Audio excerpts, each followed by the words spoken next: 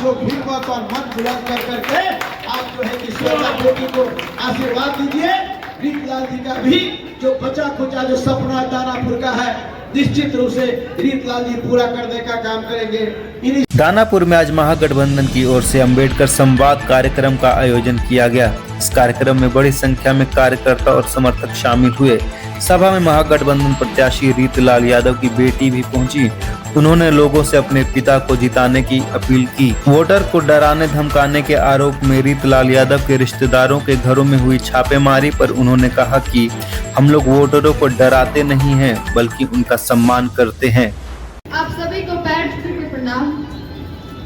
मेरे पापा यहाँ पे अभी उपस्थित नहीं है। 8 महीने से उनको जेल में डाल दिया गया है साजिश करके। और अभी छठ था, छठ पूजा था, दिवाली था, दशहरा था, लेकिन हम अपने पापा के साथ नहीं थे। बहुत बुरा लगता है अपने पापा के साथ नहीं रहना।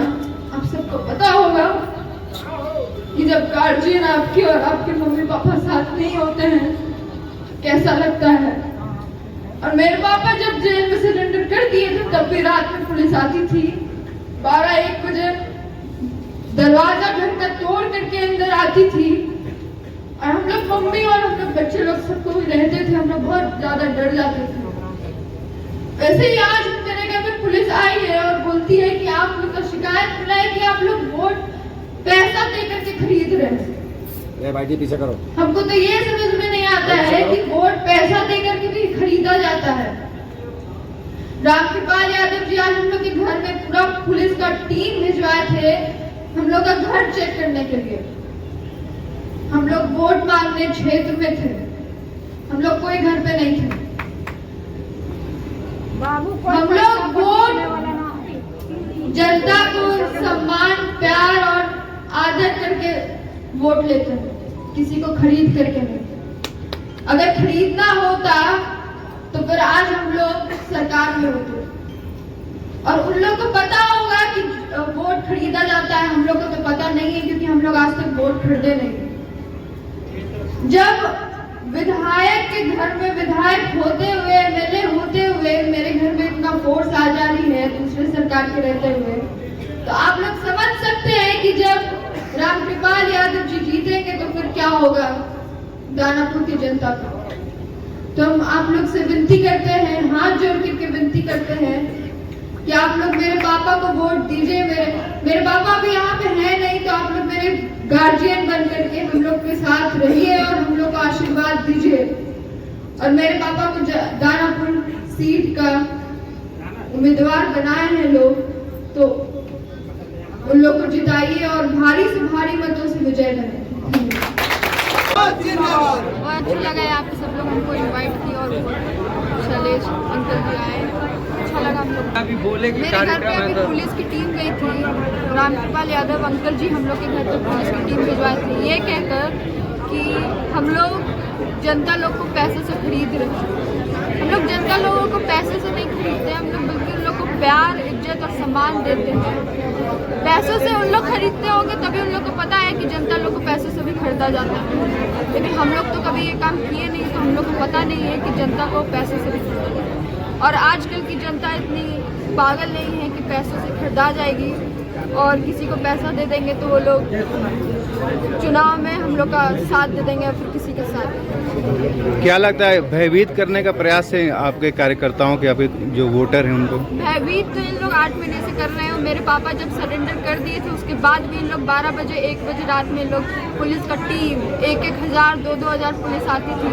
और हम लोग के घर में कोई भी मेन लोग नहीं थे, हम लोग बस औरत और बच्चे लोग थे।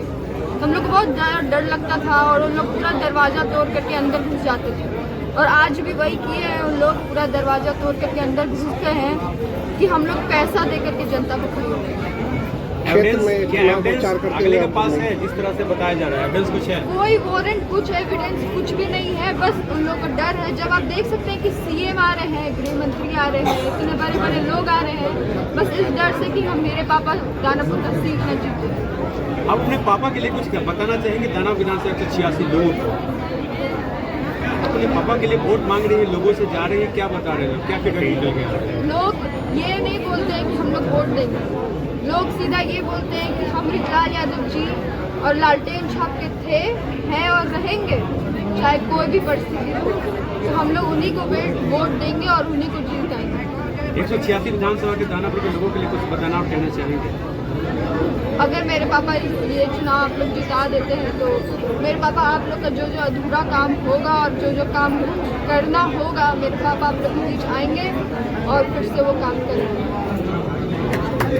मान हमारे विधायक हैं और सामने से जो लोकसभा में हमारे जो हारे हुए प्रत्याशी हैं वो फिर से दानापुर से चुनाव लड़ रहे हैं। हालांकि उनका दानापुर विधानसभा से कोई लेना देना नहीं, ना वहाँ के निवासी हैं, जबकि ऋतुलाल जी यहाँ के स्थानीय प्रत्याशी हैं। इन्होंने अच्छा काम किया है और सरकार जो जिस तरह से इन्हें परेशान कर रही है, मुझे पूरी उम्मीद है कि जनता उनके समर्थन में और तेजस्वी जी के और महागठबंधन के नेतृत्व में एक नई सरकार बनाने के लिए, विशेषकर युवाओं के लिए जो रोजगार की गारंटी है, जो महिलाओं के लिए जो आर्थिक सहायता दी जाएगी, वो जो गारंटी है, समाज के विभिन्न समूहों के लिए जो हमने घोषणाएं की हैं, तो उसको ध्यान में रखते हुए महागठबंधन के प्रत्याशी के रूप में ऋतुलाल जी को यहाँ की जनता जिताएगी, ये हमारा विश्वास है। आज उनके करीबियों के यहाँ पुलिस भी पहुंची थी, इस पर क्या कहिएगा? देखिए, वो ऋतुलाल जी हो चाहे हमारा परिवार हो, हम जो प्रशासन है, जो अलग अलग एजेंसियाँ हैं, ये सरकार जो क्या है कि जनता के समर्थन से और वोट के ताकत से हमें हराना संभव नहीं है। तो ये अलग अलग तंत्र प्रपंच ये जो करते हैं तंत्र का यूज़, ताकि इनको डराया जाए, परेशान किया जाए, ये जनता के बीच में ना जा पाएँ। तो ये तो इनकी साजिश है जो हमने देखा है कि ये तंत्र का जो है ये दुरुपयोग करते रहे हैं और यहाँ भी यही हो रहा है। और मुझे उम्मीद है कि जनता इस बात को समझेगी और 6 तारीख को वोट के माध्यम से इसका करारा जवाब देगी। बिहार में बदलाव होगा बिल्कुल। 20 साल में जनता, आप देखें कई सर्वे के बाद कई सर्वे है जिसमें 70-80% जनता चाहती है बदलाव। जनता ऊब चुकी है, वही थके पुराने चेहरे। लोगों को चाहिए एक ऊर्जावान, एक युवा नेतृत्व जो कि तेजस्वी से एक उम्मीद लगाकर बैठी है बिहार की जनता, और विशेषकर युवा। सबसे युवा राज्य बिहार है आज देश में। 50% से अधिक आबादी युवाओं की है, लेकिन जो शीर्ष पे बैठे हैं उनकी शारीरिक मानसिक हालत आपसे छुपी नहीं। वो क्या उनका विजन होगा, वो क्या युवाओं के लिए कुछ करेंगे। तो इसलिए एक युवा व्यक्ति जब आएगा, उसने जो वादे किए हैं वो पूरा करेगा, और इसलिए जनता चाहती है कि अब ये पुरानी खटारा सरकार जो हो गई है इसको बदलने का समय आ गया। क्या अपील करना चाहिएगा दानापुर विधानसभा क्षेत्र की जनता से? दानापुर ही नहीं, पूरे बिहार की जनता ऑलरेडी मन बना चुकी है बदलाव का। ये जो सरकार है एनडीए की, इसको बदलना है। इवन जो मोदी जी भी आते हैं, जुमले दे के जाते हैं, बिहार के लिए कुछ करते नहीं। गुजरात का विकास और बिहार का वोट ये नहीं चलेगा। इसलिए पूरे बिहार में महागठबंधन की लहर है। दानापुर में भी महागठबंधन के प्रत्याशी जीतेंगे और भारी बहुमत से युवाओं के नेतृत्व में, तेजस्वी जी के नेतृत्व में बिहार में एक नई सरकार बनेगी, पूरा उम्मीद है। रामकृपाल वाद की बात आप कर रहे हैं। ये लोग अक्सर परिवारवाद और जंगल राज की बात करते हैं, पर ये जो रामकृपालवाद है ये सच्चाई है। आप राजद के जो पुराने संगठन के लोगों से पूछ लीजिए या भाजपा ग्रामीण के लोगों से पूछ लीजिए, ये इन्होंने कभी किसी को प्रमोट नहीं किया अपने सिवा। मतलब अपने परिवार में भी ये किसी को कहते हैं कि भाई पहले मैं, बस मैं। और ये नीचे पूरा भाजपा के पूरे पाटलिपुत्र क्षेत्र में आप देखेंगे जितने भी, मनेर में क्या किया इन्होंने, दानापुर में क्या किया, पालीगंज में क्या किया, जो पुराने उम्मीदवार थे, जो मजबूत दावेदार थे, सबको किनारे लगा दिया इन्होंने। तो आप ये इनकी जो साजिश है ना, कि बड़ा मीठी छुरी जो होती है ना, आपको प्यार से जब मदद चाहिए होगा तो प्यार से ले लेंगे, आपको झूठे वादे करेंगे, तुमको विधायक बना दूंगा, तुमको ये बना दूंगा, और जब वक्त आएगा तो खुद उम्मीदवार बन जाएंगे। अब उन लोगों से पूछिए कि भाई तुम्हें जो वादे किए गए थे अब तुम लोग क्या करोगे, अब किसकी मदद करोगे। तो ये बिल्कुल रामकृपालवाद एक सच्चाई है। और आप इतने वर्षों का रिकॉर्ड देख लीजिए, ये कुछ भी करेंगे। मतलब हम सांसद में हार गए तो चलो विधायक में लड़ रहे, विधायक में भी कहाँ से लड़ेंगे, तो देखिए 5 विधानसभा में लूज कर गए थे, एक दानापुर में लीडिंग था, तो भाई वहीं से लड़ लो। तो ये इनकी सोच है कि बस सिर्फ स्वार्थ और कुछ नहीं। इनको कोई ना जनता से मतलब, ना गरीबों से मतलब, ना पार्टी संगठन किसी से मतलब, बस मैं रहूं और कोई नहीं। दानापुर में वो बोले रामकृपाल यादव कि विकास बनाम विनाश की लड़ाई है। वो इतने सालों से यहाँ के सांसद, केंद्रीय मंत्री सब कुछ रहे हैं। अब विकास, उन्होंने अपना विकास का मॉडल तो दिखा दें वो क्या विकास किया। और लोग 2 बार सांसद रहे, जनता ने उनको मौका दिया, चले गए। उनको जब सच्चाई पता चली कि इस व्यक्ति ने इतने वर्षों में क्या विकास किया, वो विकास के नाम विनाश कह तो रहे हैं, बिल्कुल सही कह रहे हैं, लेकिन वो विनाश की तरफ है, विकास की तरफ महागठबंधन है। पूरा एनडीए भाजपा और रामकृपाल जी बता दें कि अगले 5 साल का कोई प्लान बताया है? पूरा एनडीए मोदी जी, नीतीश जी अगले 5 साल क्या काम करेंगे, एक शब्द एक लाइन, और हमने घोषणा पत्र जारी किया, उनका कोई घोषणा पत्र है? तो अगले 5 साल क्या काम करेंगे? हम लोगों ने कहा हम युवाओं को इतनी नौकरी देंगे, हम महिलाओं के लिए ये करेंगे, हम बुजुर्गों के लिए ये करेंगे, विकलांगों के लिए ये करेंगे, वृद्धजनों के लिए ये करेंगे, ओल्ड पेंशन स्कीम से लेकर सारी चीज़ें, इनका कोई एक घोषणा बता दीजिए। तो विकास कहने तो विकास में क्या, किसका विकास भाई, कौन सा विकास? युवाओं का विकास, महिलाओं का, गरीबों का, वृद्धों का, सरकारी नौकरी जो कर रहे हैं उन लोगों का, शिक्षकों का, किसका विकास?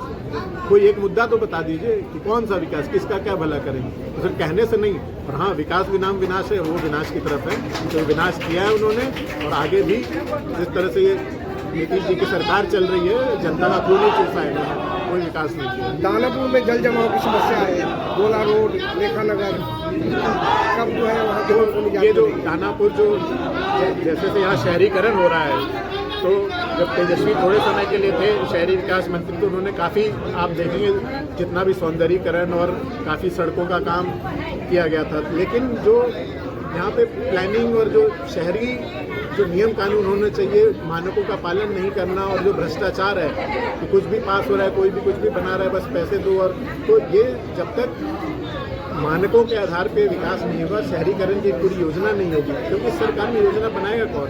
तो लावारिस सरकार है ना, चंद अधिकारी चला रहे हैं, भ्रष्टाचार है सिर्फ, कोई ऊपर से शीर्ष नेतृत्व तो है नहीं। मुख्यमंत्री अचेत अवस्था में, आपको लगता है कि वो कहीं मीटिंग लेते हैं और पता करते हुए कि क्या हो रहा है? तो ये लावारिस सरकार है, इसमें जिसको जो मनमानी कर रहा है। जब तक ये सरकार रहेगी, जनता की समस्याएं जस की तस रहेंगी, उनका कोई समाधान नहीं होने वाला। जब तक तेजस्वी नहीं आएंगे, युवा की सरकार नहीं आएगी जो मेहनत करेगी, लोगों के मुद्दों को सुलझाएगी, तब तक दानापुर के पूरे बिहार की समस्याओं का कोई समाधान नहीं।